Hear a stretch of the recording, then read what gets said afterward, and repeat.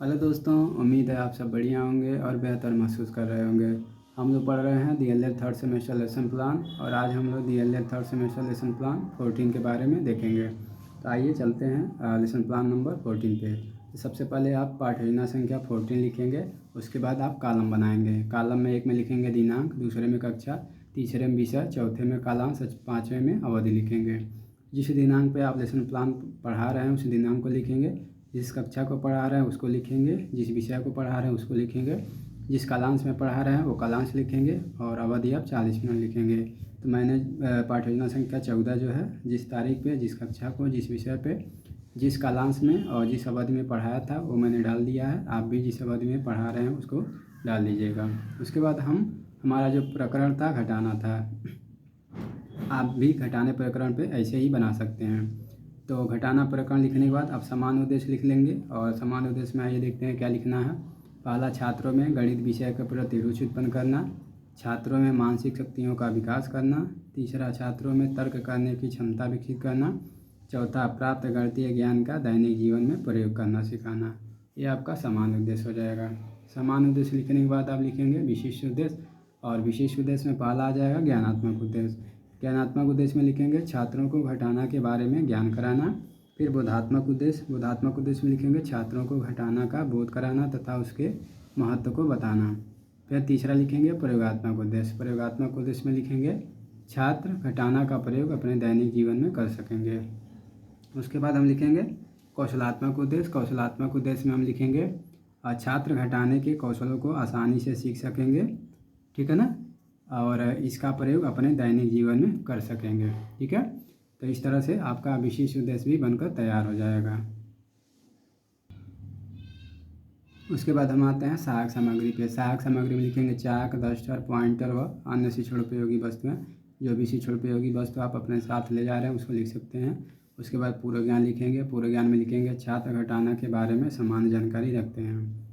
उसके बाद पूर्व ज्ञान लिखने के बाद हम आएंगे प्रस्तावना प्रश्न पे।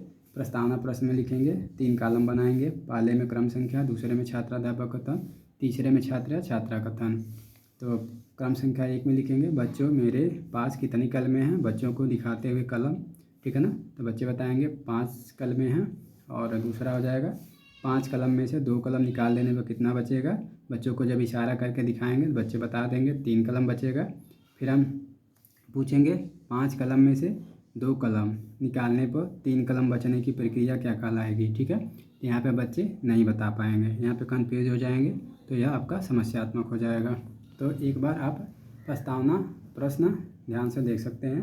पहला ये था बच्चों मेरे पास कितनी कलमें हैं, बच्चों को कलम दिखाते हुए बोलेंगे। तो 5 कलम दिखाएंगे तो बच्चे 5 कलम बताएंगे। आप अपने अनुसार जितनी चाहें उतनी कलमें ले सकते हैं या फिर कलम के जगह पे कोई और भी वस्तु ले सकते हैं, ठीक है। फिर हमारा दूसरा है 5 कलम में से 2 कलम निकाल देने पर कितना बचेगा। तो बच्चे 3 कलम देखेंगे तो 3 कलम बताएंगे, ठीक है। उसके बाद 5 कलम में से 2 कलम निकालने पर 3 कलम बचने की प्रक्रिया क्या कहलाएगी। तो यहाँ पे बच्चे सुनते ही कंफ्यूज हो जाएंगे, नहीं बता पाएंगे। तो यहाँ पे आपका समस्यात्मक हो जाएगा। समस्यात्मक फिर आपका प्रस्तावना प्रश्न बन के तैयार हो जाएगा। उसके बाद आप उद्देश्य कथन लिखेंगे। उद्देश्य कथन में लिखेंगे बच्चों आज हम लोग घटाना के बारे में पढ़ेंगे व समझेंगे, ठीक है। इसके बाद हम आते हैं प्रस्तुतिकरण पे। प्रस्तुतिकरण में भी आप 3 कॉलम बनाएंगे। एक में शिक्षण बिंदु, दूसरे में छात्राध्यापक कथन, तीसरे में छात्रा छात्रा कथन लिखेंगे। तो शिक्षण बिंदु में आप घटाना लिख देंगे और छात्राध्यापक कथन में लिखेंगे बच्चों, यहाँ पे लिखेंगे बच्चों 10 रुपये में से 5 रुपये खर्च कर देने पर कितना बचेगा। तो बच्चे पैसे के बारे में जानते हैं तो बताएंगे 5 रुपये बचेगा। फिर हम पूछेंगे बच्चों 20 - 15 का मान बताओ। तो यहाँ पे बच्चे नहीं बता पाएंगे, ठीक है। वैसे प्राइमरी के बच्चे हैं, काफ़ी कमज़ोर होते हैं, तो शायद इस तरह से अगर आप घटाना देंगे तो ना बता पाएँ। उसके बाद छात्र मौन हो जाएंगे। उसके बाद हम विधि का प्रयोग कर लेंगे, आगमन विधि और निगमन विधि। उसके बाद हम अपना स्पष्टीकरण चालू करेंगे जिसको छात्र या छात्रा ध्यानपूर्वक सुनेंगे। स्पष्टीकरण में लिखेंगे बच्चों जब हम किसी बड़ी संख्या में से किसी छोटी संख्या को निकालते या कम करते हैं तो यह प्रक्रिया घटाना कहलाती है, ठीक है। और घटाने की प्रक्रिया 2 प्रकार की होती है, बच्चों को बता देंगे। और पहला बताएंगे बिना हासिल वाला घटाना। तो बिना हासिल वाला घटाना का आप एग्जाम्पल दे देंगे बच्चों को ताकि बच्चे आसानी से समझ पाएँ। उसके बाद दूसरा बता देंगे हासिल वाला घटाना। हासिल वाले घटाने का भी आप अच्छे से एग्जाम्पल दे देंगे। उसके बाद इतना करने के बाद आप मूल्यांकन प्रश्न पूछ लेंगे बच्चों से। जैसे घटाने की कितनी प्रक्रियाएं हैं, बच्चे को पढ़ चुके रहेंगे तो बताएंगे 2। 25 में से 13 घटाने पर कितना बचेगा, बच्चे पढ़ चुके हैं बताएंगे 12। 58 - 39 का मान बताओ, तो बच्चे पढ़ चुके हैं तो बताएंगे 19। ठीक है, इस तरह से आप प्रस्तुतिकरण करने के बाद मूल्यांकन प्रश्न भी पूछ लेंगे। उसके बाद हम आते हैं बोधात्मक प्रश्न पे। तो बोधात्मक प्रश्न पूछ लेंगे घटाना किसे कहते हैं, दूसरा पूछ लेंगे घटाने की कौन कौन सी प्रक्रियाएं होती हैं, और तीसरा 88 - 59 का मान कितना होगा। ठीक है, तो बोधात्मक प्रश्न के बाद आ जाएगा श्यामपढ़ कार्य। तो श्यामपढ़ कार्य में आप एक तरफ दिनांक डाल दीजिएगा, जिस दिनांक को पढ़ा रहे हैं, जिस विषय को पढ़ा रहे हैं उस विषय को लिख लीजिएगा, जो प्रकरण आपका है वो प्रकरण लिख लीजिएगा। तो मैंने भी ऐसे ही किया था और पाला डाल दिया था बिना हासिल वाला घटाना, बच्चों को अच्छे से समझा दिया था, बच्चे समझ गए थे। और फिर मैंने हासिल वाला घटाना बच्चों को समझाया था, बच्चे इसको भी आसानी से समझ गए थे।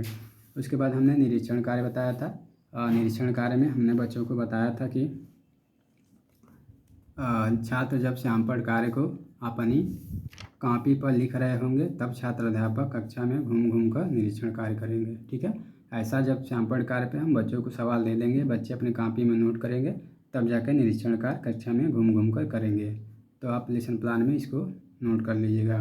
उसके बाद हम आते हैं गृह कार्य पे। तो जैसे ही निरीक्षण कार्य बच्चे श्यामपढ़ वाला लिख लेंगे, आपका लेसन प्लान पूरा हो जाएगा। तो अंत में गृह कार्य दे दीजिएगा। बच्चों, आप सभी को घटाने के बारे में पढ़कर आना है और निम्नलिखित सवाल को हल करके लाना है। ठीक है, तो इस तरह से बच्चों को सवाल भी दे देंगे घर से हल करके लाने के लिए। ठीक है, तो इस तरह से आपका क्लास ख़त्म हो जाएगा, लेसन प्लान भी बन के तैयार हो जाएगा। तो उम्मीद करते हैं आपको लेसन प्लान अच्छे से समझ आया होगा तो अपने दोस्तों तक भी शेयर कर दीजिएगा, ताकि वे भी लेसन प्लान को अच्छे से बना सकें। धन्यवाद।